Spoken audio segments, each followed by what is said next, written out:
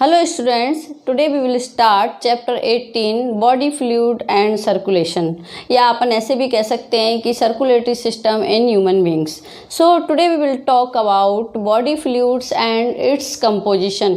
तो very first हमारी body में फ्लूइड कौन कौन से फ्लूइड हैं? ब्लड एंड लिम्फ, ये टू टाइप्स के फ्लूइड हमारी बॉडी में प्रेजेंट होते हैं. नाउ वी विल सी ये बोथ फ्लूइड हमारी बॉडी में वेरियस फंक्शंस को परफॉर्म करने के लिए रिस्पॉन्सिबल होते हैं. सो ब्लड एक ऐसा मीडियम है जिसके through nutrition, hormones and respiratory gases ये ऑल बॉडी पार्ट्स में ट्रांसपोर्ट करने में हेल्प करता है या ट्रांसपोर्टेशन के लिए रिस्पॉन्सिबल होता है.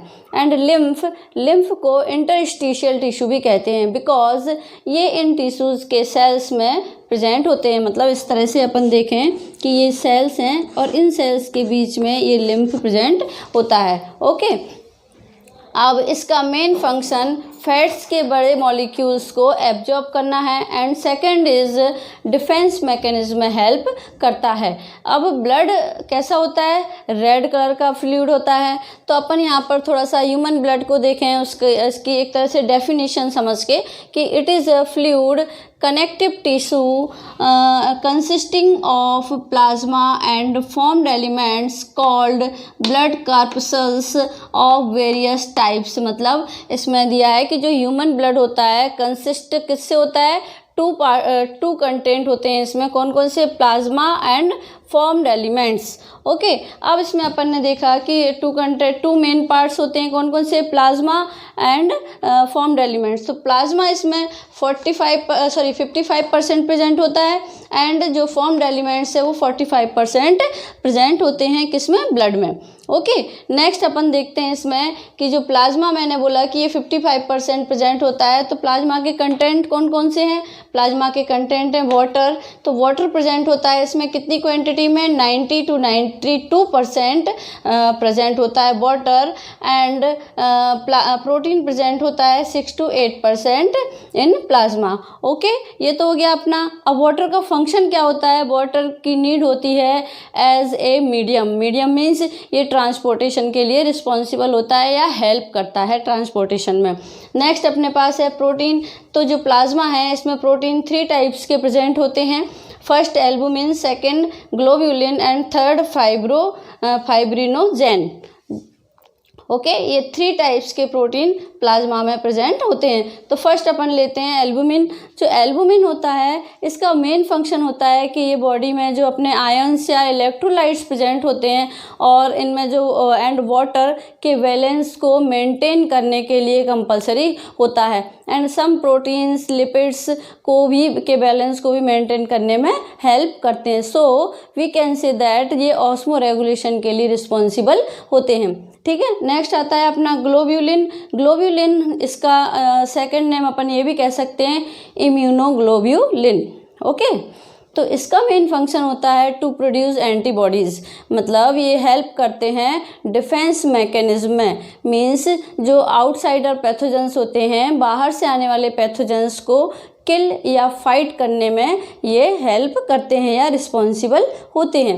नेक्स्ट अपना प्रोटीन फाइब्रिनोजेन. तो जो फाइब्रिनोजेन होता है, मैंने आपको रेस्पिरेटरी सिस्टम का जब चैप्टर पढ़ाया था उस टाइम भी मैंने आपको बताया था कि जिसमें भी लास्ट में जेन लग जाता है, JEN, तो उसको मीन्स उस टाइम पर वो इनएक्टिव स्टेज में होता है. तो ये जो फाइब्रिनोजेन है ये प्रोटीन भी यहाँ पर इनएक्टिव स्टेज में तब तक प्रेजेंट होता है जब तक कि हमारी बॉडी में कोई इंजरी नहीं होती. यदि हमें कोई चोट लग जाती है देन जो ब्लड में प्रेजेंट फाइब्रिनोजेन प्रेजेंट है with the help of certain enzymes, मतलब बहुत सारे एंजाइम का सीक्वेंस यहाँ पर प्रेजेंट होता है जिनकी हेल्प से ये इनएक्टिव प्रोटीन या जो इनएक्टिव फाइब्रिनोजेन है ये फाइब्रिन में चेंज हो जाता है. और इट मीन्स ये क्या करता है और ये फाइब्रिन का फंक्शन क्या होता है? To help in the clotting of blood.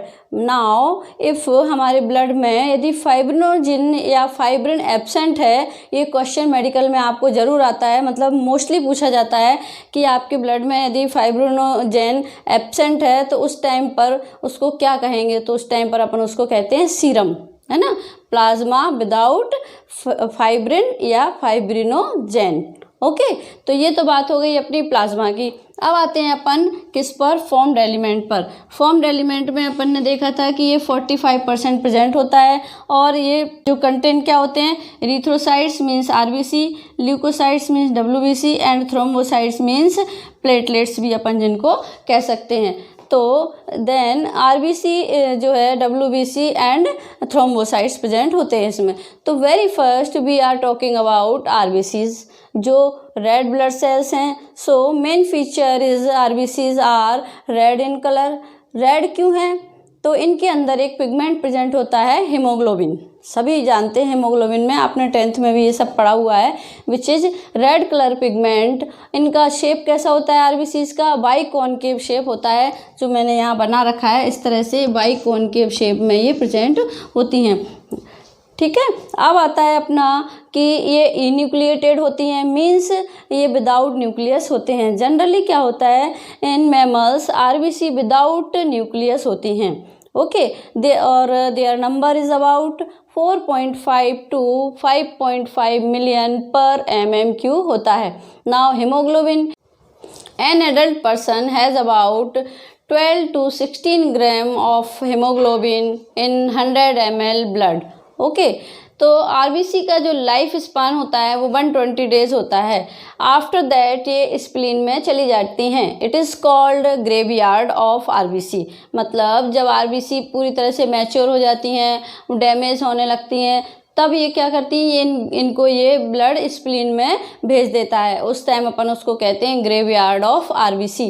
Now here इनको क्योर किया जाता है, इनकी जो है रिकवरी की जाती है एंड जो न्यू आरबीसीज होती हैं वो ब्लड में भेज दी जाती हैं। इस तरह से इनका साइकिल चलता रहता है, राइट। अब हीमोग्लोबिन का जो मेन फंक्शन होता है वो क्या होता है, अपन पहले भी बहुत सारा पढ़ चुके हैं इसके बारे में रेस्पिरेशन में, कि ये रेस्पिरेटरी गैसेस को ट्रांसपोर्टेशन में हेल्प करता है। इसमें 2 मेन कंपोनेंट्स होते हैं। कौन कौन से होते हैं, हीम प्लस ग्लोबिन। मतलब इट मीन्स हीम 1 टाइम में 4 ऑक्सीजन के मॉलिक्यूल्स को ट्रांसफ़र कर सकता है या ट्रांसपोर्ट कर सकता है। जैसे मैंने यहाँ पर लिखा Fe, तो ये 4 मॉलिक्यूल्स जो है ऑक्सीजन के एक साथ ट्रांसपोर्ट कर रहा है, इट मीन्स यहाँ पर, ठीक है ना। अब आता है अपना, now we will discuss about डब्ल्यूबीसीज। तो डब्ल्यूबीसी या ल्यूकोसाइट्स जो होते हैं ये कैसे होते हैं, कलरलेस होती हैं because they do not have haemoglobin. और ये कैसी होती हैं, ये शॉर्ट लिव्ड होती हैं एंड क्वांटिटी में ये 6000 to 8000 पर mm³ ऑफ ब्लड में प्रेजेंट होती हैं। इनके पास न्यूक्लियस भी प्रेजेंट होता है। अपन ने आरबीसी में क्या पढ़ा था, इनमें न्यूक्लियस एब्सेंट होता है, बट डब्ल्यूबीसी में न्यूक्लियस प्रेजेंट होता है और ये मेमोरी बेस्ड जो एक्टिविटी होती हैं उसमें ये हेल्प करती हैं। अब क्या होता है, इनमें न्यूक्लियस में स्टेन पार्टिकल्स या अपन जिनको फाइन पार्टिकल्स भी कह सकते हैं कि प्रेजेंस और एब्सेंस के बेस पर इनको 2 पार्ट्स में डिवाइड किया गया है, ग्रेन्युलोसाइट्स और एग्रेन्युलोसाइट्स, जो मैंने यहाँ पर शो कर रखा है। तो जो ग्रेन्युलोसाइट्स होते हैं इनमें क्या होता है, मीन्स स्टेन पार्टिकल्स इनमें या ग्रेन्यूल्स इनमें प्रेजेंट होते हैं। और जो एग्रेन्युलोसाइट्स होते हैं मीन्स इनमें जो स्टेन पार्टिकल्स या ग्रेन्यूल्स हैं आर नॉट प्रेजेंट। ओके, अब अपन इसमें देखते हैं कि मैंने यहाँ पर आपको बताया कि ये ग्रेन्युलोसाइट्स भी 3 टाइप्स के होते हैं, बेसोफिल्स, इओसिनोफिल्स एंड न्यूट्रोफिल्स। तो इनकी मैंने यहाँ क्वांटिटी भी शो कर रखी है कि जो बेसोफिल्स होते हैं वो 0.5 to 1% होते हैं। इओसिनोफिल्स होते हैं जो 2 to 3% में प्रेजेंट होते हैं और जो न्यूट्रोफिल्स होते हैं ये 60 to 65% क्वांटिटी में प्रेजेंट होते हैं। अब ये बेसोफिल्स में क्या होता है, जो और इओसिनोफिल्स हैं जो they are stained by acidic dyes like eosin. मतलब जो इओसिन होते हैं वो किसके साथ डाई करते हैं, एसिडिक डाइज करते हैं, है ना। और जो बेसोफिल्स होते हैं they are stained with basic dyes like methylene blue. आप लोगों ने नाम सुन रखे होंगे या अब 11th में आप प्रैक्टिकल करेंगे तो आपको पता चल जाएगा। ओके, अब आता है अपना, अब इनके फंक्शन देखते हैं अपन। Now we will discuss about their function. तो जो न्यूट्रोफिल्स होते हैं, न्यूट्रोफिल्स कैसे होते हैं, न्यूट्रल होते हैं। तो न्यूट्रोफिल्स अलॉन्ग विथ किस मोनोसाइट्स, है ना, अलॉन्ग विथ मोनोसाइट्स फेगोसाइटोसिस करते हैं। फेगोसाइटोसिस करते हैं मीन्स बाहर से आने वाले जो पैथोजेंस हैं उनको ये डाइजेस्ट कर लेते हैं।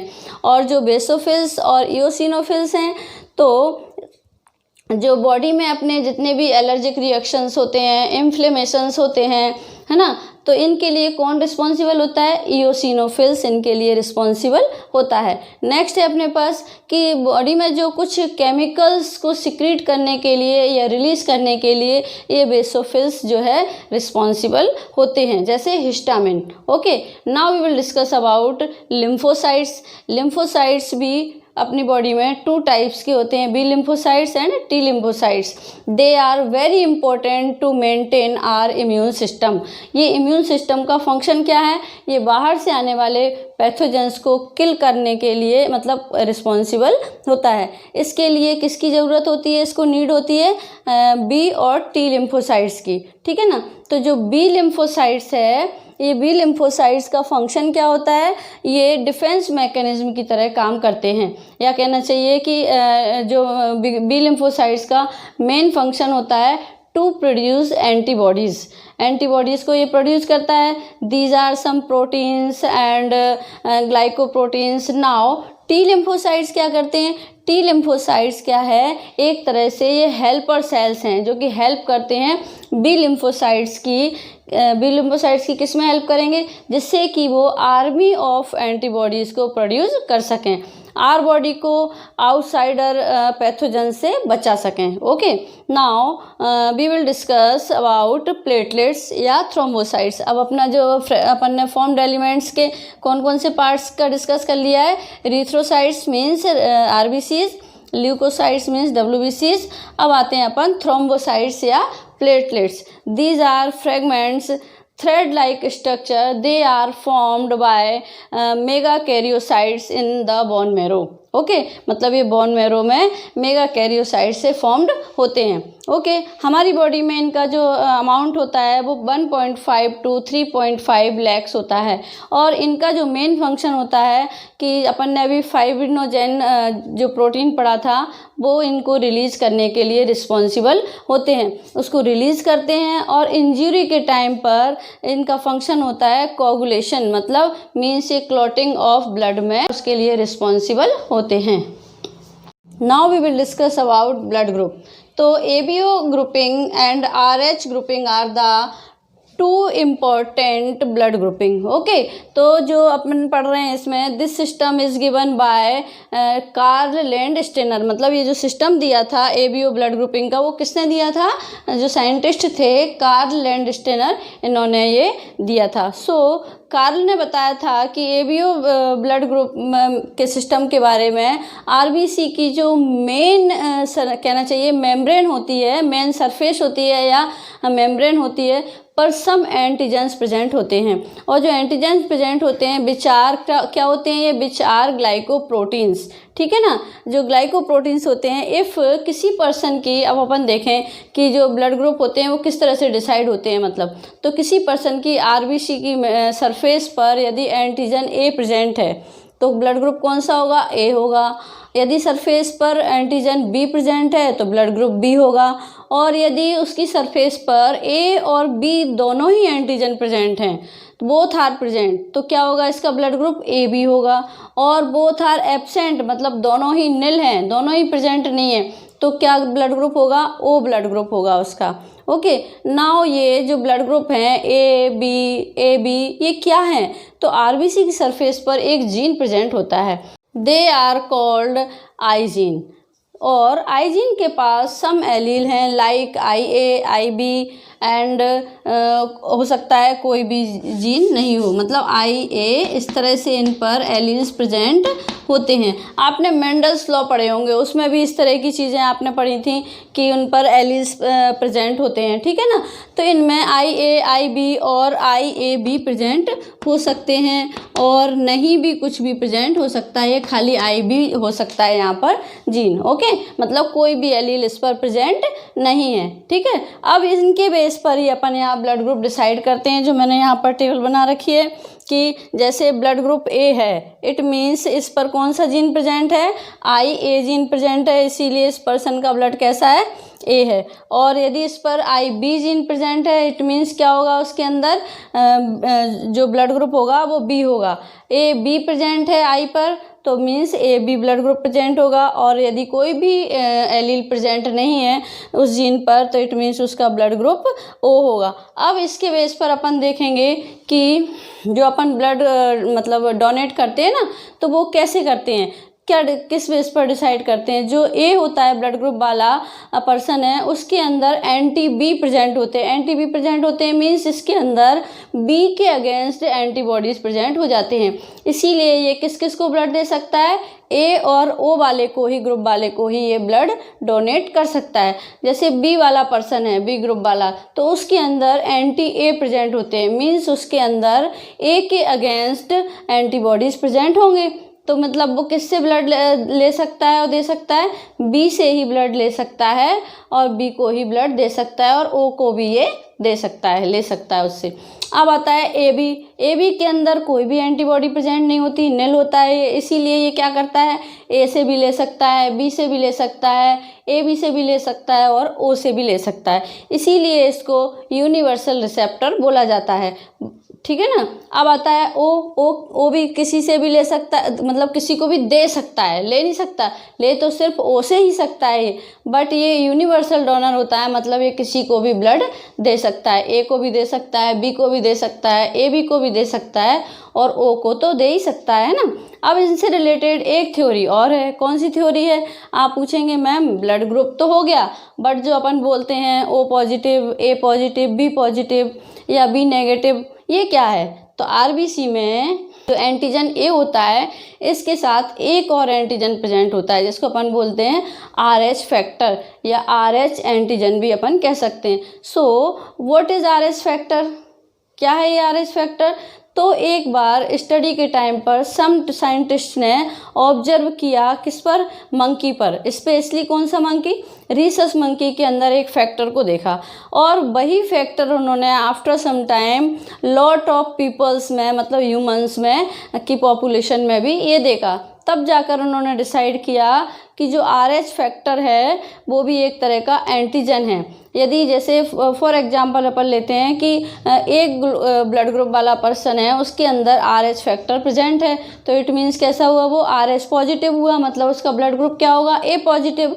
और यदि RH फैक्टर एब्सेंट है तो उसका ब्लड ग्रुप कैसा होगा, A नेगेटिव। ऐसे ही सभी ग्रुप्स के साथ अपन सेम इसको देखेंगे। B में यदि प्रेजेंट है तो B पॉजिटिव और B में यदि RH एब्सेंट है तो मतलब B नेगेटिव। ऐसे ही सभी में इसका होगा। अब अपन इसको समझने के लिए मैं आपको एक एग्जांपल लेती हूँ कि जैसे एक लेडी है ना, जो RH पॉजिटिव है और प्रेग्नेंट है, बट जो वो फर्स्ट टाइम प्रेग्नेंट है, इस चीज़ पर आप लोग ध्यान देना। Now foetal is RH negative, मतलब जो उसका बच्चा है, प्रेग्नेंट है तो उसका बच्चा है जो कैसा है, वो RH नेगेटिव है, ठीक है ना, child. That we know that mother and child का जो ब्लड होता है वो कैसा होता है, सेपरेट होता है एक दूसरे से।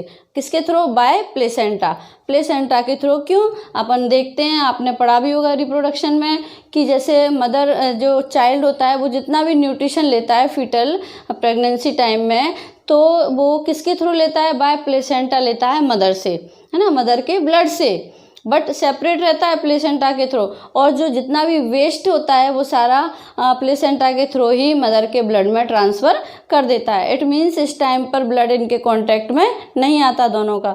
अब डिलीवरी टाइम पर क्या होता है, यदि चाइल्ड का ब्लड मदर के कांटेक्ट में आ गया तो जो मदर पॉजिटिव है, चाइल्ड नेगेटिव है। अब फर्स्ट टाइम डिलीवरी में तो कोई प्रॉब्लम नहीं आएगी, बट मदर की बॉडी में जो RH नेगेटिव के अगेंस्ट एंटीबॉडीज़ डेवलप हो जाएंगी, बन जाएंगी। लेकिन मान लीजिए कि सेकंड टाइम वो प्रेग्नेंट होती है ना, और वापस वही सिचुएशन आती है कि मदर RH पॉजिटिव है, फीटल RH नेगेटिव है, तो क्या होगा कि जो एंटीबॉडीज़ उसके अंदर पहले से ही डेवलप हो गई हैं RH नेगेटिव की, तो वो एंटीबॉडीज़ किसके कांटेक्ट में आ जाएंगी, चाइल्ड के ब्लड के कांटेक्ट में आएंगी। तो क्या होगा, कई बार ऐसी सीवियर कंडीशन हो जाती है कि जो फीटल का जो है उसके अंदर ब्लड की कमी हो जाती है, जॉइंडिस हो जाता है, या फिर आरबीसी बस्ट हो जाती है, तो इस सिचुएशन को कहते हैं अपन एरिथ्रोब्लास्टोसिस, है ना, मतलब बच्चे की जो आरबीसी है उसमें ब्लास्ट होना। और इन ऐसे केसेस में कई बार जो चाइल्ड की डेथ भी हो जाती है। बट अब आजकल तो बहुत सारी टेक्नोलॉजी आ गई है, और कह सकते हैं अपन कि ये अपन पहले ही जो प्रेग्नेंट लेडी होती है उसके डिफरेंट टाइप ऑफ टेस्ट हो जाते हैं जिनसे ये आइडेंटिफाई हो जाता है और इसको अपन क्योर भी कर सकते हैं। ठीक है, तो अपना ये हो गया, आज अपन ने यहाँ पर लिया था ह्यूमन ब्लड और मतलब फ्लूइड का पूरा, प्लाज्मा और ब्लड का, सॉरी लिम्फ और ब्लड, जिसमें से अपन ने आज ब्लड को कंप्लीट कर लिया है यहाँ पर। अब इस मतलब टॉपिक में आपको कोई भी प्रॉब्लम है तो वो आप मेरे कमेंट बॉक्स में डाल दीजिएगा। Thank you.